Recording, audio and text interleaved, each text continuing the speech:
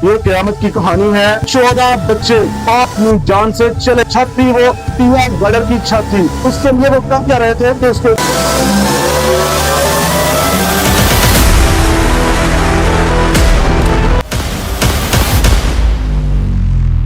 یہ قیامت کی کہانی ہے لاہور کے ایک ایسے علاقے کی جو مین فیروز پور روڈ کے اوپر سب سے بڑا قصبہ کہلاتا ہے 3 لاکھ کی آبادی کا ایک ایسا شہر جو کہ مین فیروز پور روڈ پر واقع ہے جس کا نام ہے کانانو اور اس کے اندر جو قیامت گزری ہے اس کے اندر جو سانحہ ہوا ہے اس کے اندر جو واقعہ پیش آیا ہے پورا پاکستان اس کے سوگ میں ڈوبا ہوا ہے 14 بچے اور وہ 14 پھول ننھے جن کی عمریں 9 سے 11 سال تھی بلکہ 7 سال کا بھی بچہ شامل تھا وہ یک دم اپنی جان سے چلے گئے وہ جو اپنے گھر سے کتابیں لے کر نکلے تھے وہ جو کہ علم کی تلاش کے اندر تھے وہ جنہوں نے کہ بڑے ہو کے پتہ نہیں کیا کیا خواب سجائے تھے ایک لمحہ گزرا اور وہ 14 کے 14 بچے اس دنیا سے چلے گئے ان کے ساتھی 11 ایسے لوگ ہیں جیسے 11 بچے ہیں جو زخمی حالت میں ہیں اور ان کی جو ٹیچر ہے جس کا نام حمیدہ بیگم ہے یا حمیدہ بی بی ہے 30 سال کی وہ ٹیچر جو ابھی پوری نوجوانی کی عمر میں تھی اس وقت وہ بھی موت و حیات کے کشمکش میں ہے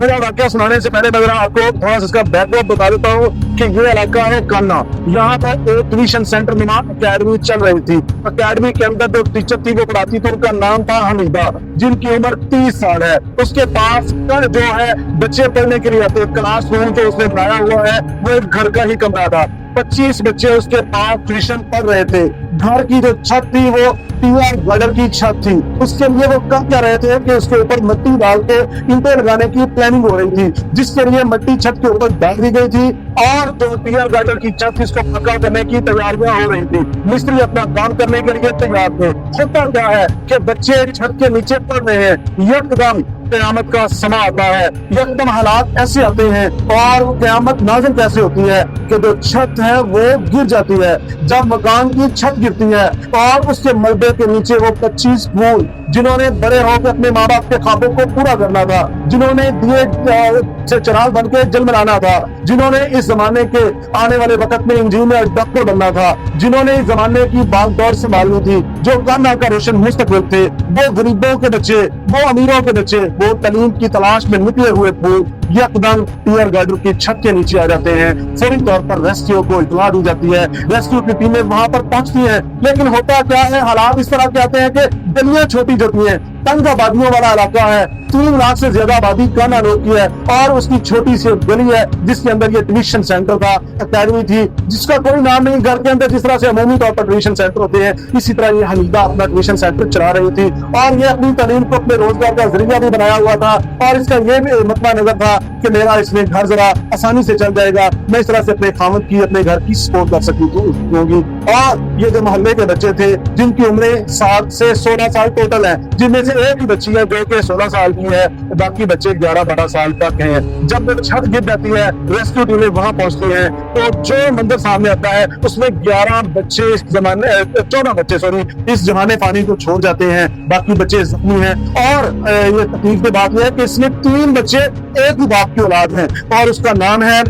مصطفیٰ کے 3 بچے ہیں جو کہ بہن بھائی ہیں اور اس کے بعد عاطف ہے اس کے 2 بچے ہیں جو بہن بھائی ہیں اس کے بعد میرے پاس ایک ہے وسیم صاحب کے بھی 2 بچے ہیں آپ اس وقت کا اس منظر کا اس قیامت کا دیکھیں کہ نظارہ کس طرح سے اپنی آنکھوں میں وہ منظر لا سکتے ہیں کہ ایک گھر کے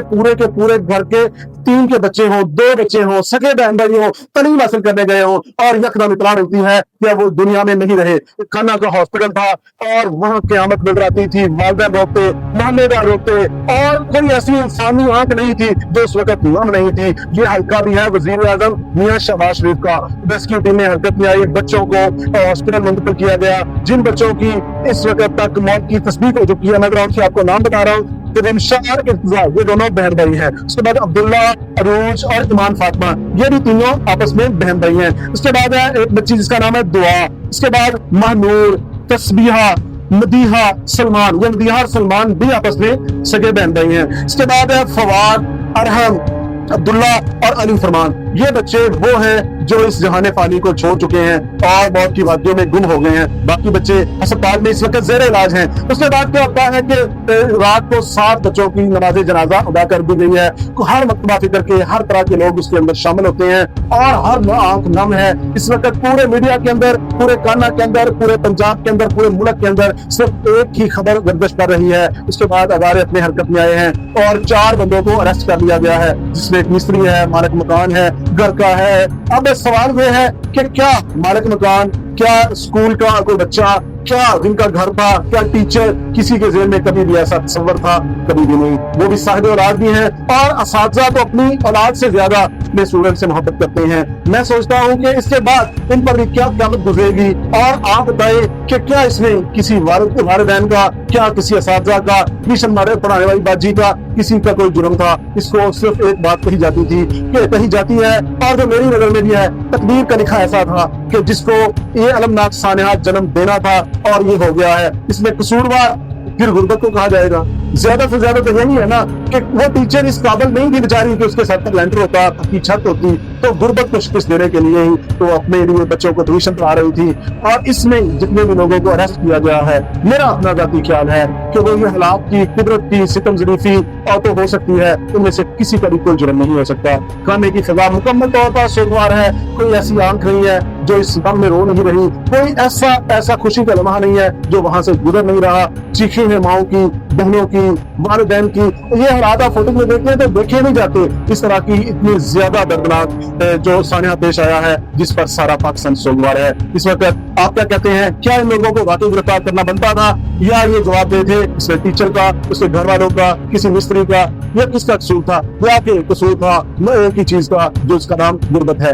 کمنٹ سیکشن میں اپنی رائے کا اظہار کیجیے گا اور اگر ویڈیو پسند آئی ہو تو دوستوں کے ساتھ شیئر بھی کیجیے گا. بیل آئیکن کو دباتے ہوئے چینل کو سبسکرائب بھی ضرور کر دیجیے گا.